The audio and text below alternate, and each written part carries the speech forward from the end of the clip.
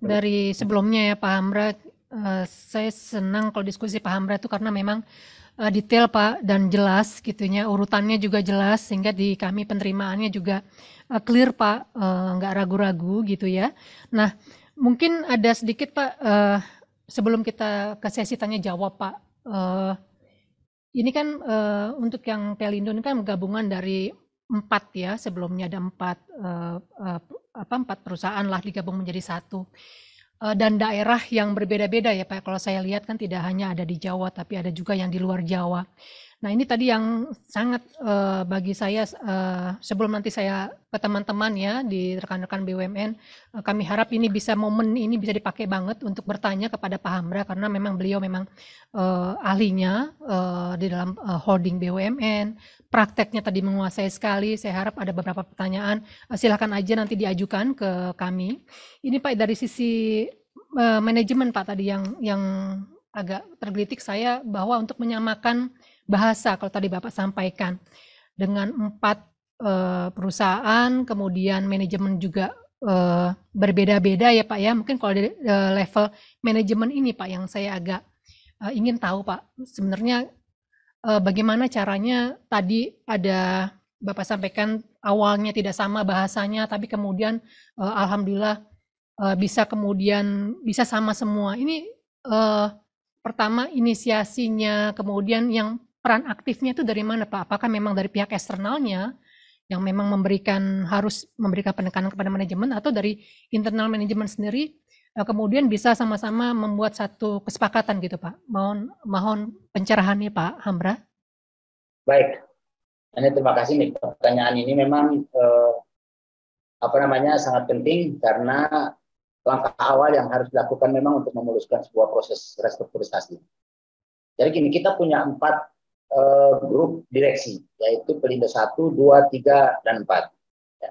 Sebenarnya Pelindo 1, 2, 3, dan 4 dari sisi bisnis di lapangan itu tidak bersaing sebenarnya. Kenapa? Karena kita itu berada pada wilayah yang berbeda-beda. Harusnya dari awal itu kita saling mendukung. Karena bisnis kita itu terkoneksi, tapi kita punya wilayah bermain sendiri-sendiri. Nah, cuman pada saat nanti kita bicara ke kementerian, ke perhubungan, gitu ya, itu jadi ada persaingan. Nah, persaingannya itu lebih kepada prestise sebenarnya. Bagaimana masing-masing mau menunjukkan bahwa kinerjanya lebih baik dari yang lain. Nah, itu yang kemudian pada saat mau proses ini terbawa sehingga masing-masing itu masih tetap merasa saya BUMN, saya punya kedekatan dengan ini dan seterusnya dan seterusnya. Ada 2 langkah besar yang memang kita lakukan. Yang pertama, Menteri BUMN ya mengundang seluruh direksinya, dan itu memang harus dilakukan, duduk bersama, dan Menteri BUMN menyampaikan sikapnya pada saat itu. Ingat, program ini adalah program mandatori dari kami, harus jadi. Silakan siapa yang tidak mendukung. Ya, kalau ada direksi yang saat itu bilang tidak mendukung, tahu sendirilah ya. Dan itu harus dilakukan. Karena untuk melakukan suatu perubahan, kalau di situ orangnya tidak mendukung, ya memang tidak boleh ada di situ, gitu. Gitu ya. Tapi tidak sampai ke tingkat itulah pada saat itu. Semua menyatakan siap mendukung. Nah, karena semua menyatakan siap mendukung, itu adalah gentleman agreement di hadapan Pak Menteri. Ini langkah pertama sekali yang harus dilakukan. Jadi mereka di lapangan jadi nggak bisa main-main. Nah, dan hebatnya pada saat itu karena tim kita itu juga ada teman-teman dari Kementerian BUMN, maka proses ini dipantau juga terus. Siapa yang komitmennya 100%, siapa yang komitmennya sekian persen, dan seterusnya, dan seterusnya. Itu yang pertama. Di luar itu, saya sebagai ketua PMO pada saat itu memang mendatangi masing-masing dirut. Saya mendatangi masing-masing dirut, saya menyampaikan kepada teman-teman bahwa tolong supaya ini didukung full, gitu ya. Jangankan tindakan, saya bilang. Bahasa-bahasa pada saat diskusi saja yang menunjukkan bahwa bapak-bapak tidak memberikan dukungan, ini akan memberikan dampak. Jadi tolong kalau memang ada hal-hal yang belum terlalu disetujui, aku tolong dikontak langsung. Jangan itu dibahas di dalam meeting. Karena meeting didengar oleh semuanya. Nah, hal-hal begini harus dijaga memang. Sehingga pada saat di dalam meeting atau pada saat forum yang besar, semua manajemen harus terlihat kompak. 1, 2, 3, 4. Paling tidak 2 langkah besar ini yang kami lakukan, gitu ya, sehingga prosesnya berjalan mulus. Ya, dalam perjalanan sih artinya memang ada beberapa proses perubahan juga terhadap manajemen di masing-masing BUMN. Saya nggak tahu persis apakah itu karena terkait dengan dukungan atau tidak, teman-teman dari kementerian yang paling tahu. Tapi yang jelas memang dari waktu ke waktu proses penyatuan visi itu berkembang dengan cukup baik. Nah, karena di atasnya sudah bisa kita kendalikan bersama, kita sudah satu visi, satu misi. Saat berbicara kepada karyawan di masing-masing pun kita semuanya sama. Jadi karyawan-karyawan pun jadi kompak. Jadi serikat pekerja 1, 2, 3, dan 4 kompak jadinya. Memberikan dukungan full untuk ini. Bahkan mereka langsung menawarkan diri untuk mensosialisasikan kepada karyawan. Itu kira-kira untuk langkah pertama kita terkait dengan penyatuan visi dan misi manajemen. Mungkin itu kali. Ya, baik. Terima kasih Pak Hambra. Kristal clear banget bahwa memang satu suara itu penting di dalam satu proses corporate action. Nah, ini kebetulan sudah ada Pak penanya yang dari peserta. Mohon bagi peserta yang saya sampaikan, saya sebutkan namanya untuk bisa bertanya langsung kepada Pak Hambra dengan videonya dinyalakan ya Pak ya. Kepada Bapak Agung Laksana dari Jasa Marga, silakan Pak Agung. Ya, baik. Izin Pak Hambra, saya Agung dari Jasa Marga, Pak. Ya, saya ada 3 pertanyaan, Pak. Tapi tadi yang pertanyaan terakhir kayaknya udah Bapak jawab. Yang pertama ini, Pak, pasca merger, sebetulnya kontrak-kontrak dari perusahaan yang dulu yang menggabungkan diri itu yang hilang, itu perlu diganti pihaknya nggak Pak, atau dinovasi gitu? Atau secara legal ya memang karena itu sudah berlaku, udah otomatis gitu, jadi nggak perlu diisi lagi kontraknya. Itu yang pertama, Pak. Pertanyaan yang kedua, bagaimana dengan case hukum, Pak?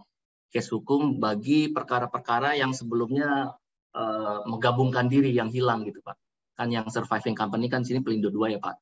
Bagaimana perkara-perkara di Pelindo 3, Pelindo 1, itu apakah ada pengaruhnya atau secara hukum ya tadi jalan aja gitu, langsung masuk ke Pelindo yang sekarang. Pertanyaan terakhir tadi udah Bapak jawab, tapi mungkin Pak, adakah stakeholder lainnya yang benar-benar menolak gitu, selain dari yang tadi Bapak sebutkan, misalnya pihak ketiga yang punya kontrak gitu ya Pak, misalnya udah punya kontrak, saya nggak mau nih kalau di merger gitu. Nah itu gimana cara ngatasinya Pak Hamra terhadap stakeholder yang menolak gitu. Terima kasih Pak Hamra. Terima kasih Pak Agung, mungkin satu-satu bisa langsung dijawab Pak Hambra, silakan Bapak. Yang pertama terkait dengan pasca merger, kontrak-kontrak ya, kontrak-kontrak yang ada. Ya. Ini memang satu hal yang harus kita amankan sejak awal, ya. Jadi memang untuk kontrak-kontrak kerja itu tidak terlalu ada masalah di lapangan. Tapi yang terpenting itu adalah kontrak-kontrak terkait dengan perbankan, kemudian kita punya obligasi, gitu ya, kontrak-kontrak besar, itu kita komunikasi semua memang.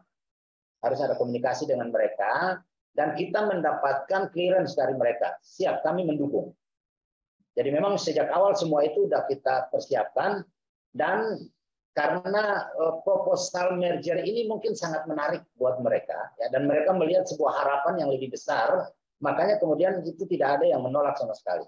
Ini mungkin sekaligus menjawab pertanyaan yang terakhir tadi, ya, bahwa mereka ada bertanya, ya, ini kira-kira nanti memang bisa tercapai apa enggak sih, dan seterusnya dan seterusnya. Terutama sekali kalau yang pihak ketiga yang kerjasamanya dengan Pelindo 1, Pelindo 4, itu malah dukung banget. Karena mereka justru melihat bahwa harapan besar mereka, atau ini ada kekhawatiran mereka yang lama, itu bisa terjawab kalau merger ini jadi. Gitu. Sedangkan teman-teman di Pelindo yang mitra-mitra kita di Pelindo 2 maupun Pelindo 3 yang memang sejak awalnya cukup baik kinerjanya, itu sama sekali memberikan dukungan full. Dan hari ini mereka juga tetap memberikan dukungan full. Itu untuk yang perjanjian-perjanjian. Nah, untuk perjanjian-perjanjian apakah semuanya diinovasi ataupun dirubah namanya, itu sangat tergantung pada mitra. Sampai dengan hari ini, hampir sebagian besar itu tidak ada perubahan. Hampir tidak. Tapi kalau memang ada pihak tertentu yang mungkin sistem di mereka membutuhkan perubahan, itu maka kita melakukan perubahan. Karena memang secara hukum itu semuanya dijamin. Nah, pertama, jaminan terhadap semua perjanjian itu memang sudah diberikan oleh undang-undang. Ya, undang-undang mengatakan bahwa dengan merger maka semua hak dan kewajiban aktiva dan pasifa itu beralih. Jadi itu sudah terjamin. Tapi hal ini pun kita pertegas di dalam PP merger. Jadi memang di dalam PP merger itu kami minta supaya ini dipertegas supaya teman-teman yang stakeholders kita itu yakin betul. Termasuk diantaranya semua perizinan-perizinan itu di dalam PP merger kita pertegas bahwa semua perizinan yang ada itu otomatis berlaku terhadap BUMN hasil merger. Nah, secara administrasi kemudian pemerintah mewajibkan kita untuk melakukan penyesuaian dalam waktu 2 tahun. Kalau memang secara hukum harus disesuaikan. Tapi kalau secara hukum tidak perlu disesuaikan, ya udah semuanya jalan seperti apa adanya. Makanya yang tadi saya sampaikan untuk proses hak atas tanah umpamanya gitu ya dengan BPN. Nah, karena dalam waktu 2 tahun kita harus menyesuaikan sertifikat ya harus atas nama Perindo, maka kemudian kita melakukan pembicaraan dengan teman-teman BPN dan alhamdulillah mereka dukung banget. Sekarang ini udah hampir 60% itu udah balik nama. Dari Perindo 134 menjadi Perindo saja. Dulunya Perindo 2 kan langsung kita ubah nama menjadi Perindo. Nah, begitu pun Perindo yang tadinya Perindo 2 nanti akan kita rubah nama juga menjadi Perindo. Itu semua dalam proses sekarang. Termasuk konsesi-konsesi kita dengan perhubungan, itu semua kita melakukan pembaharuan. Ini sekarang dalam proses. Kemudian ada juga pelimpahan perhubungan untuk pandu tunda kepada Perindo 1, 2, 3, 4 sekarang dulu. Itu sekarang semua sudah diperbaharui juga. Jadi dibikin satu keputusan tersendiri melimpahkan kepada Perindo jadi satu. Jadi memang di lapangan ada yang dilakukan penyesuaian, ada yang tidak. Bagi yang tidak itu semuanya terjamin karena memang di dalam undang-undangnya sudah terjamin, di dalam PP juga sudah terjamin. Mungkin itu penjelasan saya Pak Agung. Baik, Pak Hamra, terima kasih. Pertanyaan berikutnya adalah Pak Robi. Silakan Pak Robi dari Pindad. Silakan bertanya langsung ke Pak Hamra. Ya, terima kasih Bu Lucy. Mohon izin Pak Hamra, selamat siang. Saya sangat tertarik Pak terkait dengan tema yang Bapak sampaikan, presentasi yang Bapak sampaikan. Nah, saya punya pertanyaan Pak. Ini terkait dengan holdingisasi yang sekarang itu sedang banyak terjadi. Berkaitan dengan ini Pak, ketika holding itu kan ada perubahan status dari yang sebelumnya BUMN itu selanjutnya menjadi anak perusahaan BUMN, Pak. Nah, yang mau saya tanyakan itu, ini Pak, bagaimana apabila terdapat kerugian perusahaan itu, apakah masih akan disamakan dengan kerugian keuangan negara? Karena apa? Karena dalam PP penyertaan modal terkait holding itu kan sudah jelas dinyatakan bahwa perusahaan yang berubah status, yang hilang perseronya itu sepenuhnya tunduk kepada Undang-Undang PT, Pak. Mungkin itu mohon pendapat dari Pak Hamba. Terima kasih, Pak.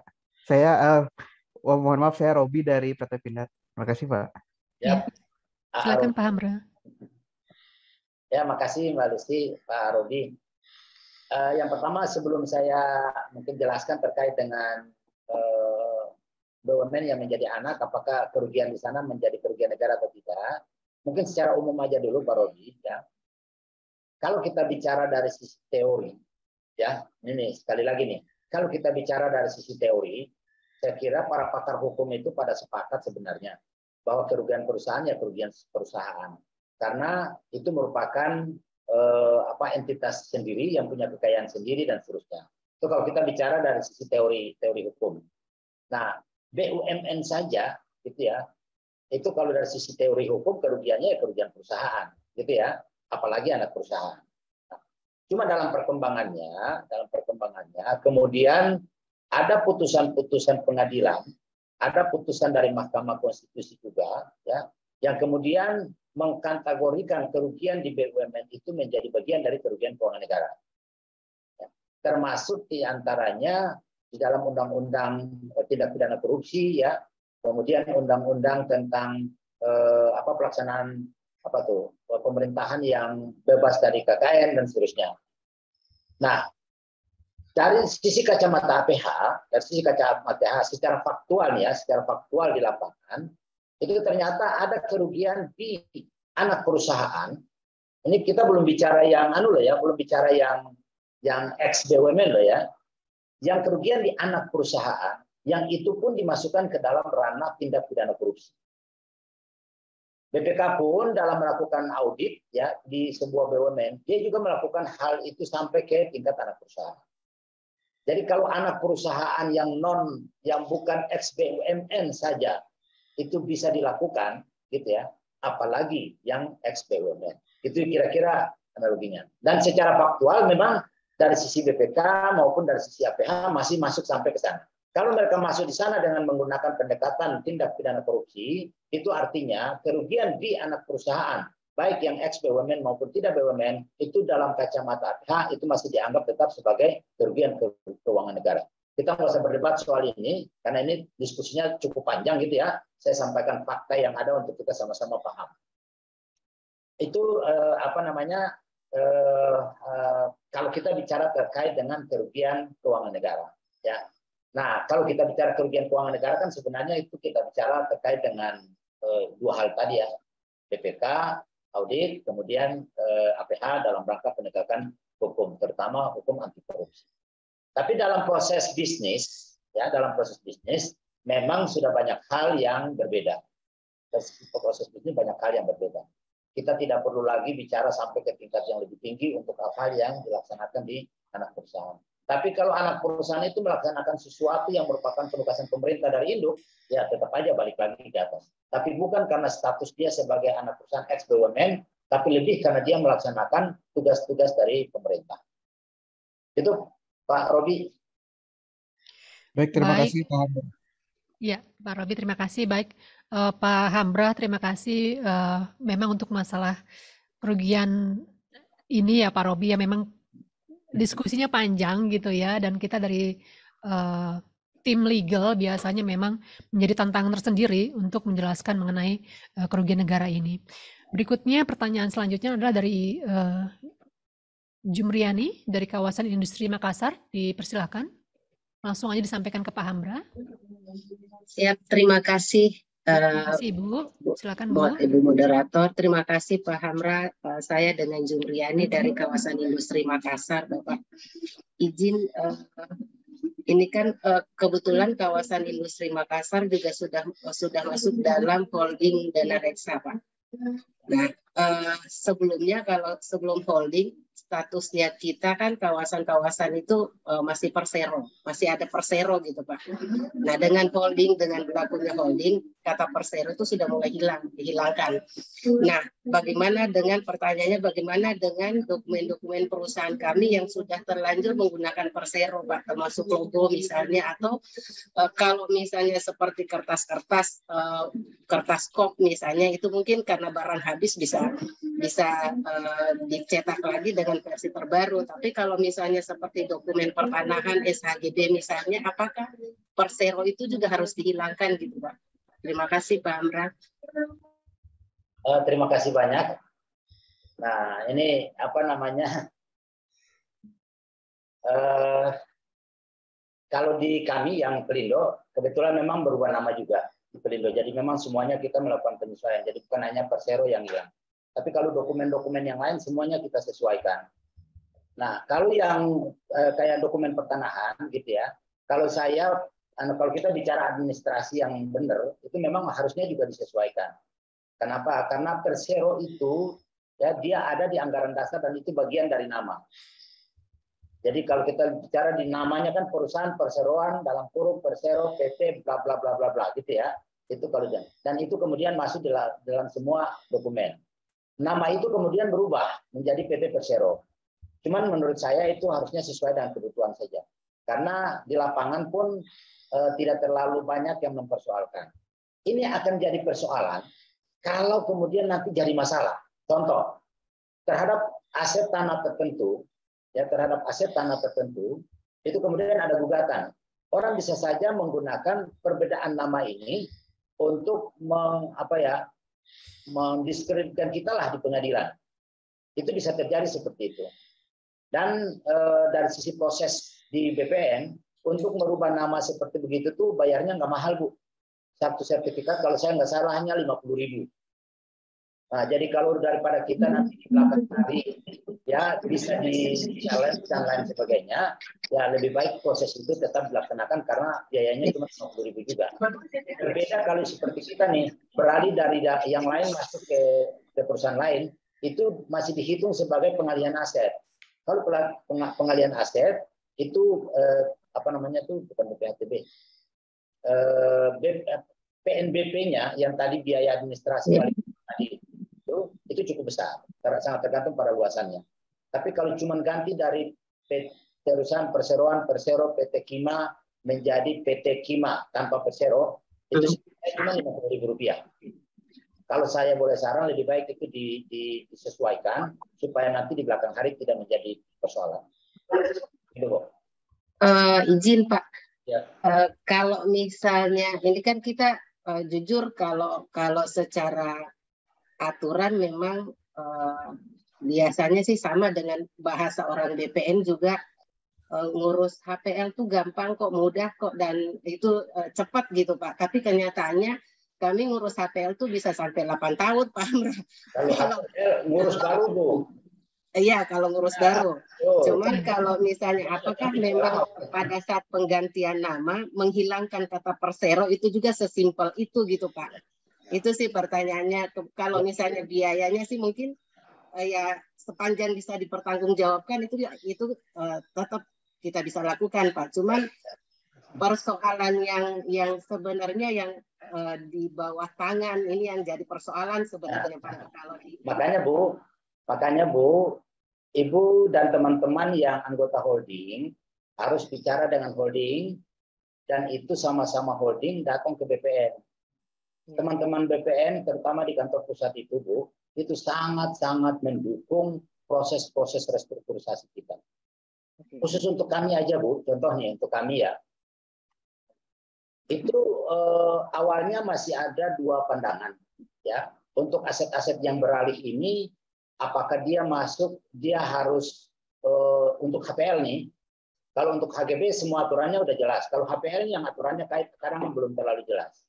Apakah untuk HPL itu tinggal balik nama saja atau harus dicabut dulu oleh negara baru diterbitkan lagi hak baru di kami. Kenapa? Karena kami merger. Kalau Ibu kan enggak. Ibu kan badan hukumnya tetap. Jadi tidak ada pengalihan, tidak ada apapun. Gitu ya. Nah, jadi tidak ada proses seperti kita. Nah, itu pun karena kita bicara dengan mereka, kita diskusi dengan mereka, akhirnya kita bisa bersepakat bahwa cukup balik nama.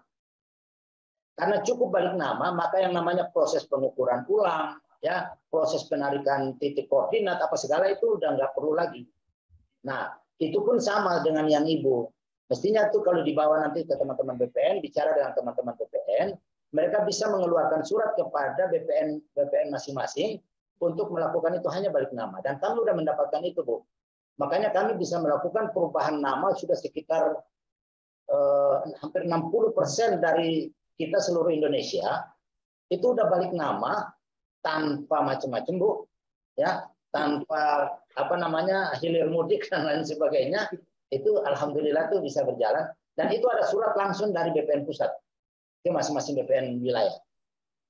Nah, kalau Ibu sendiri datang kan mungkin agak kecil gitu ya. Tapi kalau melalui induknya, terus untuk semua anak-anak yang ada di bawah, nah itu bisa saja tuh kerjasama. Dan itu sangat teman-teman dari IFG juga sama tuh dapat perlakuan hal yang sama.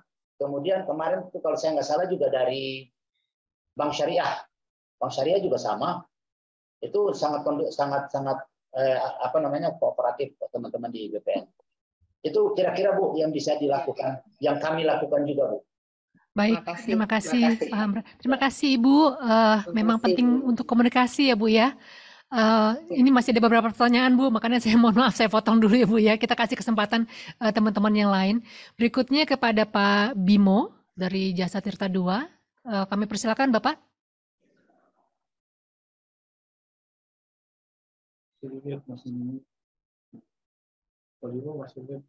Masih mute Pak Bimo. Silakan Pak Bimo. Masih di mute. Assalamualaikum Pak Hamra. Assalamualaikum Bu Moderator. Mohon izin Pak Hamra. Ya, Salam sehat Pak Hamra. ya. Pak Hamra, terkait yang holding nih Pak. Tadi yang Bapak sampaikan kan status BUMN yang menjadi anak perusahaan itu menjadi tidak BUMN lagi yang saya tangkap Pak. Nah, padahal banyak peraturan-peraturan undang-undang yang mengatur bahwa untuk suatu kegiatan itu harus dilakukan oleh BUMN. Saya ambil contoh Pak, di pengelolaan SDA itu bahwa pemerintah dapat menyerahkan sebagian tugasnya kepada BUMN atau BUMD. Di situ tidak ada bicara anak perusahaan BUMN. Itu bagaimana Pak ya untuk eksistensi kami sebagai pengelola SDA yang saat ini sebagai BUMN? Terima kasih Pak Hamra. Baik, makasih Pak Bimo. Pertanyaan ini memang udah muncul dulu pada saat kita bahas PP 72. Jadi salah satu pertanyaan ini sebenarnya dijawab dengan PP 72 yang tadi saya sebutkan tadi. Jadi kalau di SDA memang kan ada peraturan untuk SDA gitu ya. Kemudian sama juga sebenarnya di tambang-tambang itu. Tambang-tambang itu ada ketentuan pembatasan wilayah kerja dan lain sebagainya. Itu bagaimana dengan BUMN. Makanya di dalam PP 72 itu ada pasal yang mengatakan begini. Bagi BUMN yang menjadi anak perusahaan, ada bahasa diperlakukan sama dengan BUMN. Nah, pasal itu muncul justru karena pertanyaan-pertanyaan yang disampaikan oleh Pak Bimo. Bagaimana apakah BUMN nanti bisa melaksanakan penugasan pemerintah atau tidak? BUMN bisa melaksanakan pengelolaan SDA yang menurut ketentuannya itu harus oleh BUMN. Ya, bagaimana BUMN kalau ada ketentuan pembatasan wilayah kerja yang dikecualikan dari BUMN, apakah bagi kita itu termasuk dikecualikan atau tidak gitu ya? Nah, itu semua kemudian terjawab, ya, dijawab dengan PP 72. Dan di dalam PP 72 itu mengatakan bahwa bagi BUMN yang kemudian menjadi anak perusahaan diperlakukan sama terhadap BUMN untuk beberapa hal. Di situ ada sebut, aku lupa, bisa dilihat nanti di PP 72 Pak Bimo. Tahun berapa tuh, 2017 atau 18, aku lupa. Baik. Itu Pak Bimo mungkin jawaban kami. Oke, baik. Terima kasih Pak Hamra. Terima kasih Pak. Terima kasih Pak Bimo. Berikutnya Ibu Ita Rohatul Jannah dari Telkom. Kami persilakan Bu. Baik, terima kasih Bu Lucy. Selamat siang Ibu Pak Ita, Hamra. ya, silakan Bu, silakan. Ya. Terima kasih Bu Lucy. Selamat siang Pak Hamra. Pak, mohon izin bertanya. Sebetulnya kan untuk membentuk sebuah holding itu secara ideal kan dilakukan oleh beberapa perusahaan. Dan apakah dimungkinkan untuk melakukan holding dalam bidang usaha yang berbeda? Karena pada dasarnya kan tidak ada bidang usaha yang sama persis ya Pak. Nah, terkait itu juga bagaimana sih Pak pengelolaan terhadap mitranya apabila holdingisasi ini dilakukan pada perusahaan yang bidang usahanya berbeda? Begitu Pak, terima kasih. Baik. Ya, makasih Yang Ita. Jadi gini, holding itu ada 3 pendekatan. Yang pertama memang pelaksanaan holding karena lini bisnisnya sama. Ya, karena lini bisnisnya sama, makanya kemudian diholdingkan supaya lebih terintegrasi. Dari beberapa pengalaman yang saya pernah alami, sebenarnya bagi perusahaan-perusahaan yang lini bisnisnya sama, itu lebih banyak itu dari sisi kajiannya, itu pilihannya sebenarnya penggabungan, bukan holding. Nah, kenapa dulu itu banyak dilakukan penggabungan? Itu lebih karena persoalan perpajakan. Karena memang pada saat holding, itu kalau dia merger, itu nanti dampak pajaknya cukup besar. Makanya kemudian dipilih holding. Nah, kalau dia itu holding, itu tidak ada pajak. Kenapa? Capital gain yang diperoleh itu pemerintah yang dapat. Makanya pemerintah bukan subjek pajak. Itu yang pertama, yang terkait dengan lini bisnis. Yang kedua, pendekatannya itu bukan lini bisnis yang sama, tapi lini bisnis yang inline, yang ada hubungan bisnis. Kalau dia ada hubungan bisnis, itulah bisa saja dipilih untuk menjadi anggota holding agar mereka bisa membuat rencana bisnis itu mulai dari hulu sampai ke hilir. Nah, itu seperti itu. Dia punya pabrik semen umpamanya. Ada anak perusahaan lain yang punya tambang klinker umpamanya. Ada lagi yang lain punya ahli, punya pergudangan, ya, dan seterusnya. Itu bisa saja dibuat dalam satu dalam satu holding karena lini bisnisnya itu berada dalam satu supply chain. Itu ada dua pilihan itu. Ada yang ketiga memang tidak ada hubungan, tapi ini lebih kepada membentuk sebuah size company induk yang besar untuk pengembangan lebih lanjut. Nah ini terjadi di praktek. Kalau yang ketiga ini saya tuh biasanya mengatakan ini lebih ke konglomerasi. Jadi dia satu dengan yang lain tidak ada, tapi memang dia sengaja untuk bermain di bidang apapun. Saya sih sering mengatakan itu sebagai konglomerasi. Bagaimana dengan pihak ketiga? Sebenarnya pada saat holding itu dengan pihak ketiga itu tidak ada perubahan apa-apa, karena kontraknya ya tetap dengan dia juga gitu ya. Nah, cuman dari sisi administrasi aja. Cuman ketentuan undang-undang PT mengatakan pada saat holding umpamanya kita lakukan, karena holding itu proses pengambil alihan kontrol gitu ya, maka dimasukkan ke dalam kategori pengambil alihan di dalam undang-undang PT. Di dalam ketentuan undang-undang PT itu dikatakan pada saat proses itu mau dilakukan, maka harus ada persetujuan dari kreditur umpamanya, kalau itu kreditur, atau dari pihak yang terafiliasi, pihak yang berelasi, yang kita punya hubungan bisnis dengan mereka. Nah, kalau mereka tidak menyetujui, harus diselesaikan dulu sebelum merger dilakukan. Nah, sehingga harusnya pada saat sebuah merger sudah dilakukan, persoalan-persoalan ini itu semuanya sudah harus jelas sebelum merger. Itu juga yang kita lakukan. Ada dua pendekatan yang dilakukan. Yang pertama, memang kita nyurati langsung mereka, gitu ya, untuk minta tanggapannya. Itu kalau yang kita surati rata-rata pasti mereka balas, ya. Dan yang pengalaman yang saya pernah alami itu tidak pernah ada yang menolak. Nah, terus yang kedua itu diumumkan melalui koran, itu sudah cukup sebenarnya. Diumumkan lewat koran. Siapa yang tidak baca, umpamanya gitu ya, sampai dengan merger dia salah sendiri. Karena dikasih waktu 14 hari untuk dia menyanggah. Kalau lewat dari 14 hari tidak ada sanggahan, berarti dianggap semuanya setuju. Nanti setelah merger dia nggak bisa mengkomplain, dia tidak bisa komplain. Itu proses anunya seperti itu. Jadi mudah-mudahan kalau semuanya kita jalankan sesuai dengan regulasi yang ada, itu seharusnya pada saat merger sudah terjadi, isu-isu seperti ini semuanya udah beres. Termasuk untuk karyawan. Karyawan juga sama. Jadi karyawan pada saat merger itu mereka punya pilihan mau ikut apa enggak. Kalau dia tidak ikut, gitu ya, dia tidak bisa mengatakan nggak boleh merger, nggak bisa. Itu bukan urusan karyawan. Tapi dia boleh mengatakan bahwa saya mau ikut atau tidak ikut. Makanya pada saat proses merger ataupun proses holdingisasi itu harus ada pemberitahuan kepada seluruh karyawan dan karyawan harus setuju atau tidak. Bagi karyawan yang tidak setuju, ya selesaikan dulu dia. Dikasih pengertian supaya dia mau setuju, selesai. Tapi kalau tetap tidak ada, ya udah berarti dia memilih untuk di PHK. Nah, memang di sini challenging buat kita karena BUMN itu rata-rata kan kalau merger atau holding itu tidak boleh ada PHK. Kan gitu. Nah, yang dimaksud tidak boleh ada PHK ini harusnya kita sama-sama artikan itu bagi kita memprogramkan PHK sebagai bagian dari program merger atau program restrukturisasi itu. Tapi kalau PHK itu karena memang dia tidak mau merger, mestinya itu hal yang biasa saja dalam sebuah proses korporasi yang namanya merger atau penggabungan atau holding. Jadi itu harusnya tidak menjadi persoalan. Gitu, Nengita. Oke, terima Baik, kasih banyak terima kasih Pak Hamra. Hamra. Bapak Ibu sekalian, ini kami melihat di sini memang masih banyak pertanyaan, tapi karena memang waktunya kita sudah mau habis gitu ya Bapak Ibu sekalian, maka saya kasih kesempatan untuk satu orang dulu. Tapi beberapa pertanyaan yang tadi Bapak Ibu sudah cantumkan di chat, kami akan catat dan kami akan diskusikan nanti lebih lanjut di acara Legal Summit. Mungkin yang terakhir dari Ibu Lea dari BPUI IFG, silakan Bu Lea. Selamat siang Pak Hamra. Nama saya Lea dari IFG BPUI. Saya ingin bertanya Pak, ada dua hal sih sebenarnya. Yang pertama itu, apakah sepengalaman Bapak di anak perusahaan Pelindo itu ada yang diberikan penugasan oleh Kementerian BUMN atau kementerian manapun? Karena apabila misalnya iya, di PP 72 itu di perubahannya dikatakan bahwa anak perusahaan BUMN itu diperlakukan sama seperti BUMN apabila diberikan salah satunya penugasan.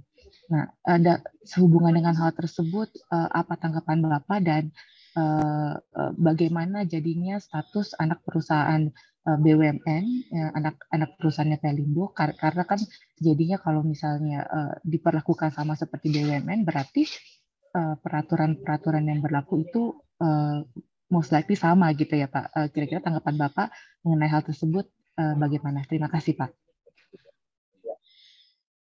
Baik, terima kasih Mbak Lea. Yang pertama mengenai anak perusahaan itu apakah mendapat penugasan atau tidak dari pemerintah untuk di lingkungan Pelindo ya. Nah, kalau di lingkungan Pelindo kita karena anak perusahaan kita selama ini kan dia bukan anak perusahaan hasil merger. Ya, jadi memang selama ini pemerintah belum ada memberikan penugasan secara langsung kepada anak-anak perusahaan kita. Termasuk diantaranya subholding. Subholding pun belum ada yang mendapat penugasan langsung dari pemerintah. Tapi penugasan yang diberikan pemerintah kepada kami, nanti pada saat implementasi di lapangan itu kita serahkan pelaksanaannya kepada anak perusahaan. Dan itu kita bisa lakukan karena memang di PP 72 itu hal itu dimungkinkan. Dan dalam proses penugasan di tempat lain, ada juga yang penugasan itu dilakukan kepada anak-anak perusahaan. Nah, seingat saya ini mudah-mudahan nanti bisa ditanyakan lagi di Pak Wahyu nih yang mungkin tahu perkembangan peraturan yang terbaru ya. Saya kan udah orang ilmu-ilmu lama ya. Bisa jadi ada yang sudah tidak update karena saya mungkin tidak mengikuti perkembangannya. Dari dulu sebenarnya penugasan kepada anak perusahaan pun itu tetap bisa dilakukan. Ada dua pendekatan, ada yang dilakukan langsung, ada yang memang dilakukan kepada induk, kemudian baru induk kepada anak perusahaan. Pengalaman yang pernah saya dapat itu, umpamanya waktu saya dulu di pupuk itu, dulu ada penugasannya itu ke pupuk Indonesianya, baru kemudian pupuk Indonesia ke bawah. Tapi ada waktu di mana penugasan itu langsung ada yang ke pupuk Indonesia, karena waktu itu pupuk Indonesia masih operating holding. Ada yang kepada pupuk Indonesia, waktu itu masih namanya Pusri, kemudian ada yang kepada pupuk yang lain lagi. Nah, perkembangan yang terbarunya seperti apa mungkin nanti bisa diupdate sama Pak Wahyu nantinya. Setahu saya pernah kita membuat regulasi untuk memungkinkan itu terjadi, termasuk diantaranya PP 72. Itu sebagai dasarnya. Baik Pak, berarti secara peraturannya kalau diperlakukan sama Pak, apakah jadinya seluruh peraturan-peraturan yang berlaku ke induknya bisa menjadi sama ya Pak ya? Kayaknya kepada anaknya ya. Kayaknya di PP 72 itu juga tidak semua Bu. Jadi ada pertanyaan juga di situ. Nah, nanti ini kita lihat PP 72-nya supaya di penjelasan kayaknya itu jelas. Dan di sisi apa yang diperlakukan sama dengan BUMN itu ada di situ. Makanya sekarang ini kan kadang anak perusahaan yang ex BUMN apabila diundang ada undangan ke Kementerian BUMN, ada yang diundang juga. Jadi tidak hanya induknya, tapi anak-anaknya juga ada yang diundang. Nah, itu karena pasal itu. Sebentar Bu ya, kasih waktu saya sebentar, saya lihat pasalnya. Terus sebentar, kasih waktu dikit.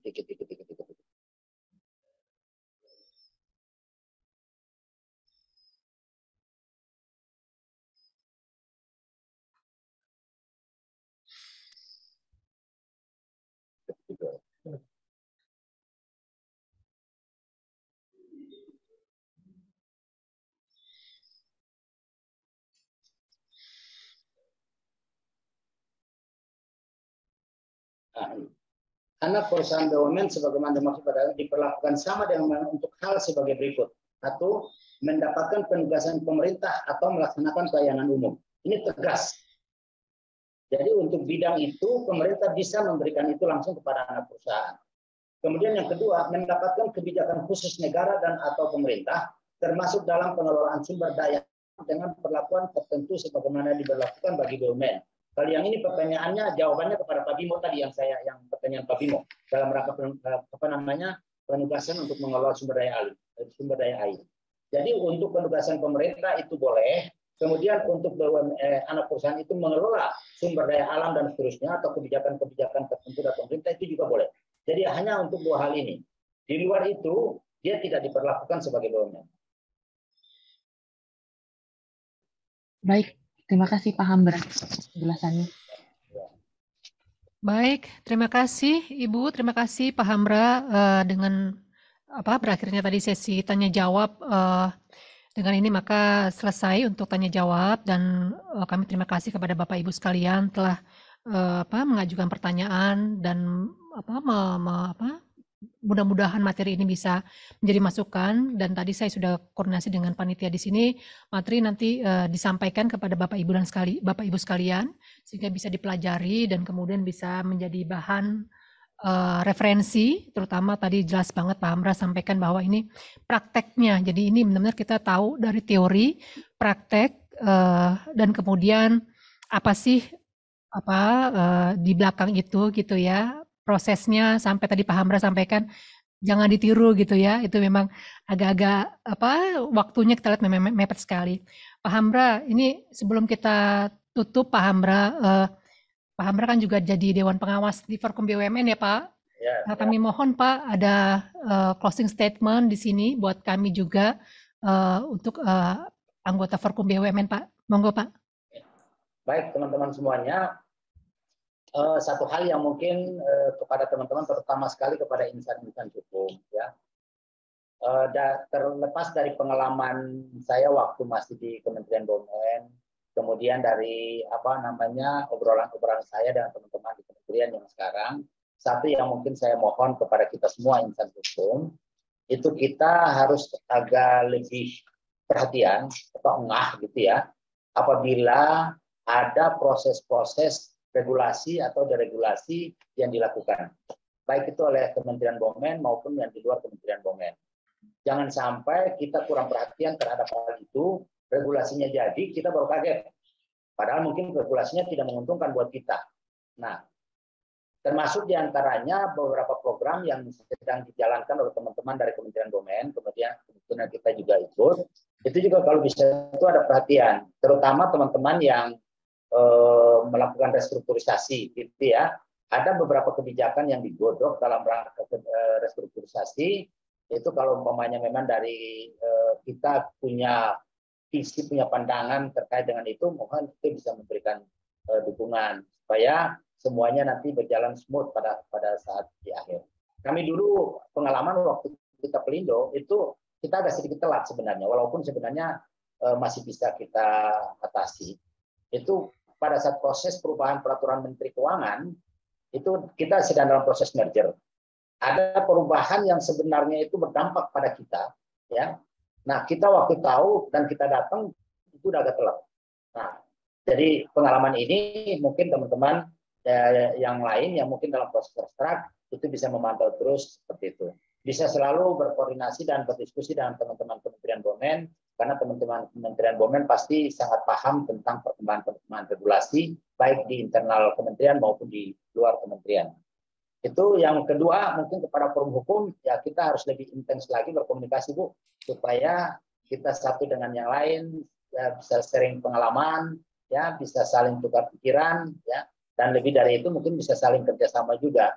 Siapa tahu ada problem-problem yang dihadapi dengan seringnya kita berkomunikasi lewat forum hukum, itu bisa pendekatan-pendekatan personality kita di sini itu bisa lebih mudah menyelesaikan persoalan-persoalan korporasi. Dan saya kira salah satu tujuan forum hukum didirikan itu diantaranya untuk itu. Saya kira mungkin itu selamat buat kita semuanya, Pak Puji dan teman-teman dari forum hukum semuanya. Insya Allah kita bisa ketemu lagi nanti di BUMN Summit tanggal 22 September ya. 22-23 Pak. 23. Di Bali ya jadinya ya? Di Bali Pak, ya? betul Pak. Ya. Insya Allah mudah-mudahan kalau ini saya akan berusaha sekuat tenaga untuk bisa hadir dan ikut. Amin, semoga bisa hadir Pak Hamra. Baik, terima kasih Bapak. Jadi bisa saya simpulkan tadi dari beberapa penjelasan Pak Hamra, diskusi kita gitu ya. Kalau mengenai tadi apa itu holding, proses holding bagaimana gitu ya, tadi sudah dijelaskan dan itu ada di materi. Di materi nanti bisa kita sampaikan kepada Bapak dan Ibu sekalian. Tadi Pak Hamra juga sampaikan secara prakteknya bagaimana proses holding di Pelindo yang ternyata dari 11 tahun kemudian baru kemarin mulai lagi di 2021 dan waktu yang cukup singkat. Kalau saya lihat tadi singkat sekali Pak Hamra ya, nggak sampai setahun gitu ya. Itu harus sudah selesai. Tapi kalau kita lihat tadi beberapa tips yang diberikan oleh Pak Hamra adalah memang perlunya tadi ada aspek eksternal dan internal. Internal tadi Pak Hamra sampaikan penting sekali adanya persamaan visi misi dari manajemen. Kemudian juga dari teman-teman karyawan terutama ada kesepakatan dan sama-sama saling mendukung jadi satu suara gitu ya. Kemudian juga dari eksternal juga harus ada dukungan juga terutama juga dari DPR, dari Presiden, dari Menteri BUMN pastinya. Kemudian juga ada apa namanya di dalam pelaksanaannya juga harus ada timnya, tim khusus yang dibentuk untuk itu yang harus bekerja secara konsisten. Saya bisa kebayang nih timnya seperti apa nih Pak Hamra, tantangannya ya Pak. Dan tadi terakhir disampaikan Pak Hamra itu adalah manfaatnya apa gitu ya. Ternyata di Pelindo ini tadi Pak Hamra sampaikan manfaat holding itu sudah nampak gitu ya. Pertama dari Pelindo menjadi 8 terbesar perusahaan PT Kemas, kemudian juga ada manfaat bagi negara, tadi ada kontribusi dividen yang meningkat, kemudian bagi masyarakat salah satunya adalah pelayanan ke customer yang tadi Pak Hamra sampaikan sudah dilakukan secara standarisasi gitu ya. Jadi ada beberapa perbaikan dengan proses holding ini ternyata memiliki manfaat bagi PT Pelindo. Mungkin kesimpulan yang tadi saya sampaikan seperti itu dari pembahasan kita tadi.